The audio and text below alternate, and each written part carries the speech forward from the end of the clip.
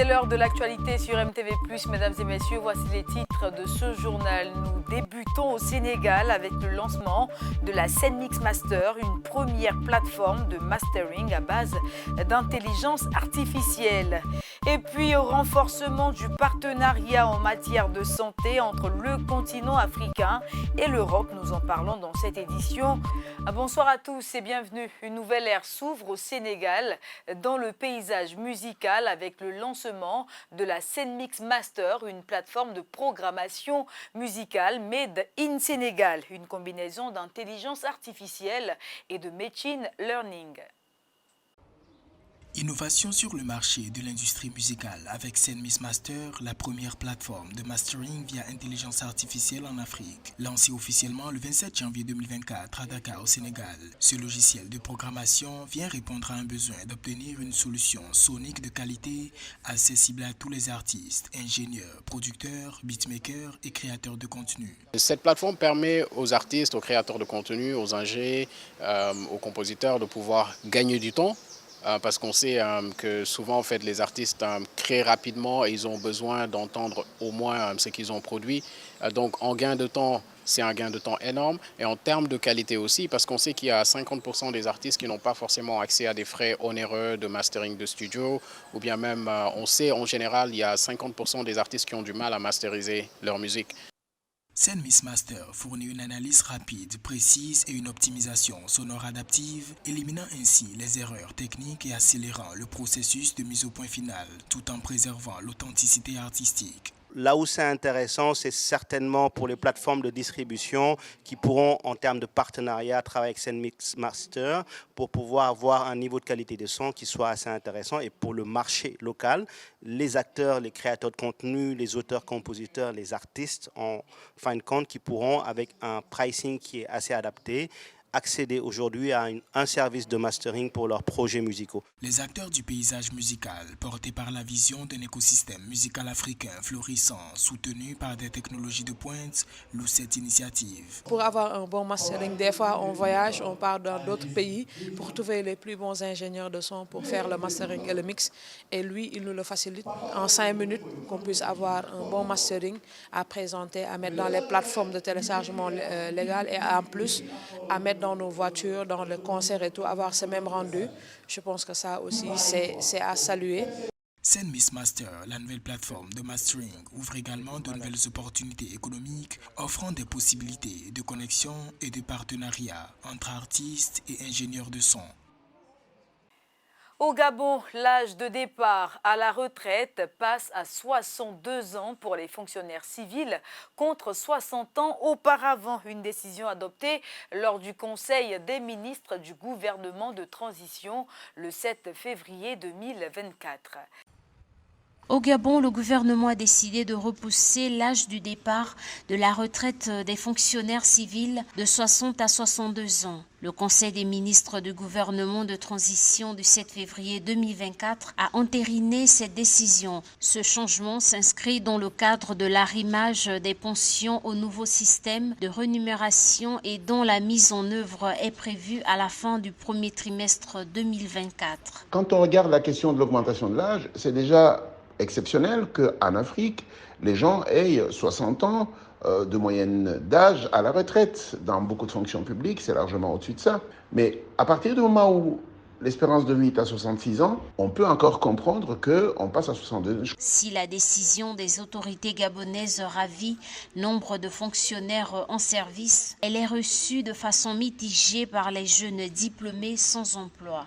Ces derniers estiment qu'une hausse de l'âge de la retraite est en leur défaveur car les postes seront libérés tardivement. Au Gabon, le taux de chômage des jeunes est estimé à 40% selon les données officielles. Je crois qu'il y a un sérieux problème de contrat social.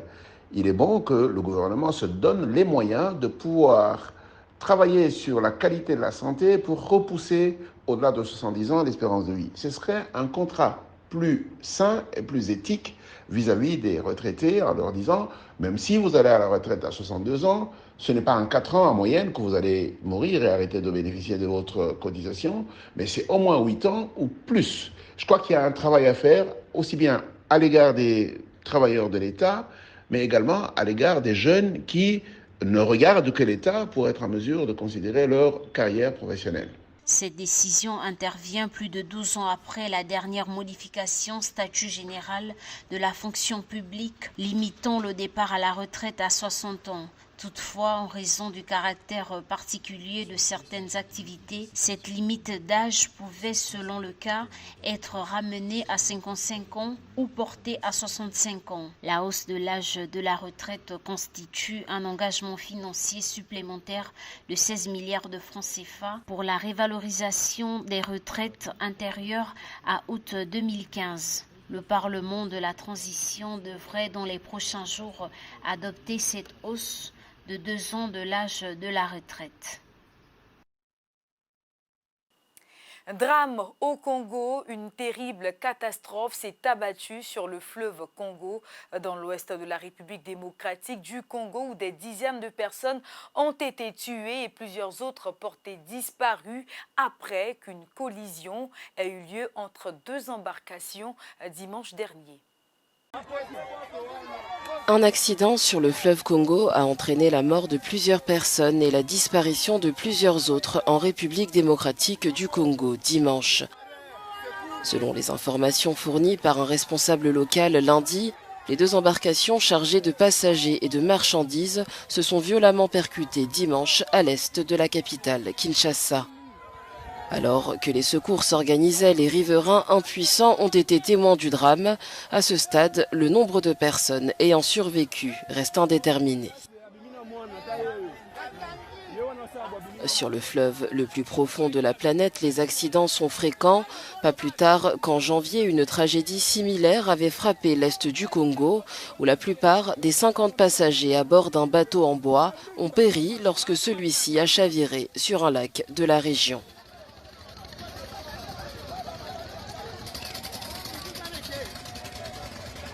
Alors que l'Afrique s'efforce de se remettre économiquement du lourd impact de la pandémie de Covid-19, les autorités sanitaires et les experts nationaux se tournent vers la coopération internationale pour renforcer les mécanismes de prévention des épidémies, les stratégies de lutte contre les maladies contagieuses, la recherche et l'innovation. L'Afrique abrite la population la plus jeune du monde avec environ 1 million d'Africains entrant sur le marché du travail chaque mois selon les estimations de la Banque mondiale. Cependant, moins de la moitié des citoyens africains, soit quelques 615 millions de personnes, ont accès aux soins de santé dont ils ont besoin. Seuls 3% des produits pharmaceutiques sont fabriqués sur le continent africain, malgré le fait que l'Afrique supporte 24% de la charge de mortalité mondiale et représente 11% de la population mondiale. Si des progrès réels ont été accomplis dans la lutte contre la charge de morbidité dans la région africaine de l'OMS, la pandémie de Covid-19 a mis en évidence le lien entre la santé, l'économie et la sécurité alors que la région a vu des décennies de progrès être menacée. D'où l'importance des investissements dans ce secteur clé du développement de l'Afrique qui a déjà mobilisé 1,3 milliard d'euros depuis la Covid-19. Health is the agenda of development, peace and security. La santé est l'agenda du développement, de la paix, de la sécurité, de la croissance économique, de la création d'emplois et de la sécurité sanitaire. Je pense qu'avec Covid-19, nous avons compris que sans un programme de santé solide en termes de collaboration avec nos partenaires clés, l'Union européenne étant notre partenaire clé, nous n'avancerons pas. Les partenaires peuvent même venir avec des milliards de dollars. Mais si ceux-ci ne sont pas alignés sur notre vision, sur notre stratégie, nous n'irons nulle part.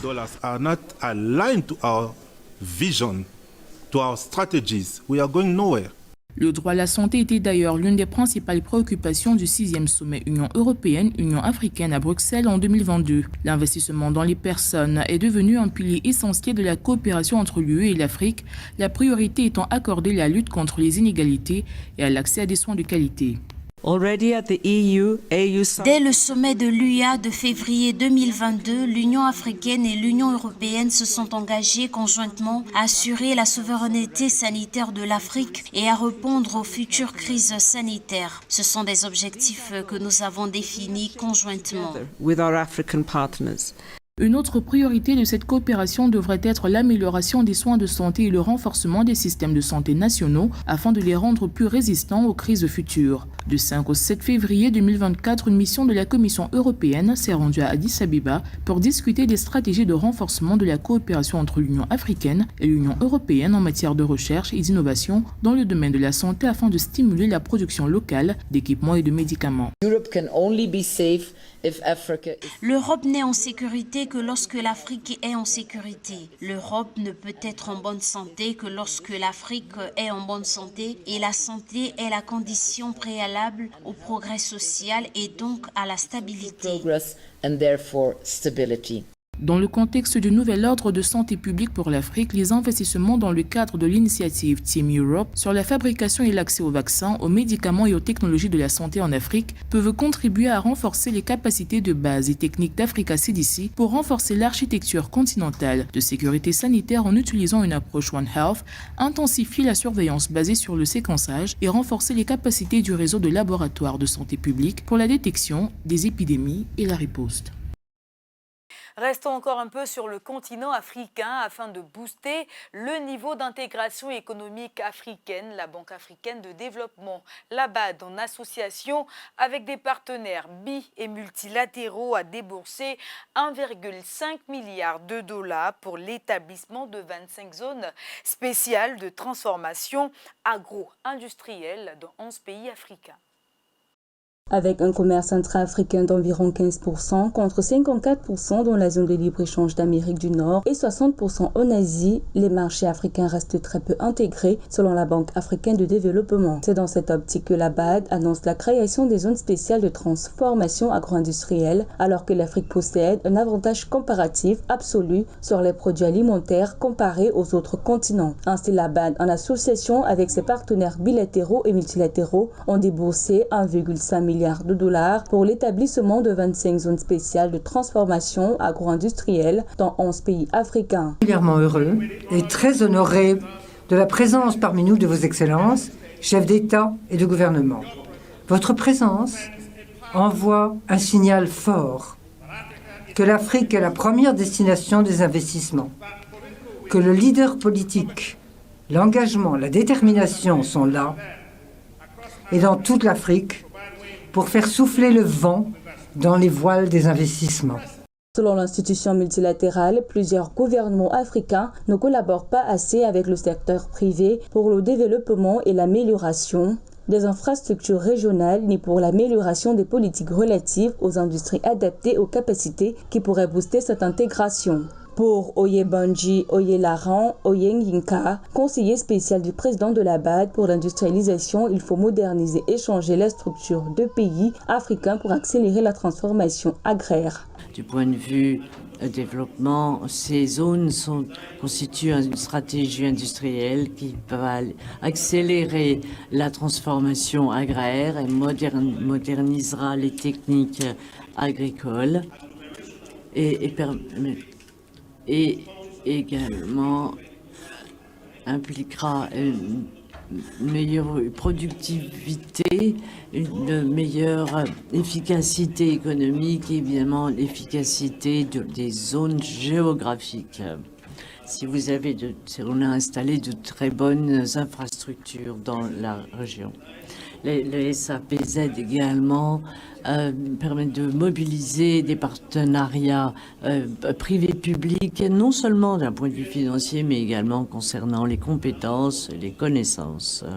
Depuis 2017, la Banque a lancé les zones spéciales de transformation agro-industrielle pour répondre aux besoins de l'Afrique en chaîne d'approvisionnement agricole plus résiliente face à la hausse des prix des engrais et des aliments. L'initiative vise à réduire la dépendance de l'Afrique vis-à-vis des importations alimentaires. Les zones spéciales de transformation agro-industrielle regroupent la production, la transformation, le stockage, le transport et la commercialisation de produits tels que le coton, le cacao et la noix de cajou dans des zones à fort potentiel agricole pour la valorisation de la croissance. Le monde devient plus africain. Avec une population de 477 millions de jeunes, âgés de 15 à 25 ans, l'Afrique sera la clé de l'approvisionnement en main-d'œuvre mondiale. Le marché de l'alimentation et de l'agriculture en Afrique représentera 1 000 milliards de dollars d'ici à 2030, soit dans moins de 7 ans. La zone de libre-échange continentale africaine représente un marché consolidé de 3,4 billions de dollars. Soulignant que la Banque africaine de développement s'est déjà engagée à hauteur de 853 millions de dollars pour développer plus de 2 douzaines de zones spéciales de transformation agro-industrielle dans 11 pays. Ces zones sont en cours de mise en œuvre en Côte d'Ivoire, en RDC, en Éthiopie, en Guinée, au Mali, à Madagascar, au Libéria, au Mozambique, au Nigeria, au Sénégal et au Togo. De l'autre côté du globe, l'organe exécutif de l'Union européenne a adopté mardi une résolution permettant aux agriculteurs d'utiliser certaines terres mises en jachère pour des raisons environnementales. Les détails dans ce reportage. Alors que des manifestations d'agriculteurs en Europe se poursuivent, notamment en Espagne, où la profession réclame un contrôle plus ferme à l'égard des produits importés, la Commission européenne vient d'adopter ce mardi une exemption partielle aux obligations de jachère. C'était une revendication forte des récentes manifestations agricoles qui ont éclaté un peu partout en Europe. Désormais, les agriculteurs pourront utiliser certaines terres qu'ils étaient auparavant contraints de laisser en jachère pour des raisons environnementales. This accommodates several requests from member states for more flexibility to better respond to challenges facing EU farmers. The regulation enters into force tomorrow, February 14th, and will apply retroactively as of January 1st of this year. En Grèce, le gouvernement tente également d'apaiser la colère du secteur agricole. Lors d'une réunion avec les représentants syndicaux, le Premier ministre grec Kyriakos Mitsotakis a promis de travailler à la recherche de solutions, mais pour l'heure, aucune proposition concrète n'a été faite. En Europe de l'Est, des manifestations se sont poursuivies à la frontière entre la Pologne et l'Ukraine, où les agriculteurs se plaignent des importations de céréales ukrainiennes qui réduisent selon eux la valeur des produits polonais.